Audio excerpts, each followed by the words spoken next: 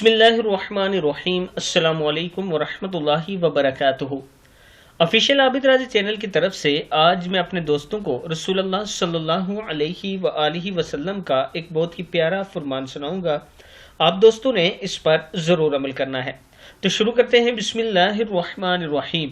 رسول اللہ صلی اللہ علیہ وآلہ وسلم سے پوچھا گیا، سب سے افضل انسان کون ہے؟ آپ صلی اللہ علیہ وآلہ وسلم نے ارشاد فرمایا، ہر وہ شخص جو دل کا صاف اور زبان کا سچا ہو۔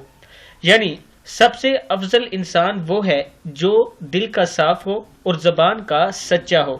جو اس کے دل میں ہو وہی اس کی زبان پر بھی ہو۔ ایسا نہیں کہ دل میں کچھ اور ہو اور زبان سے دوسروں کو کسی اور بات پر قائل کر رہا ہو۔ وہ انسان سچا نہیں یا وہ انسان افضل نہیں، بلکہ وہی انسان افضل ہے جو دل کا بھی سچا ہو اور زبان کا بھی سچا ہو۔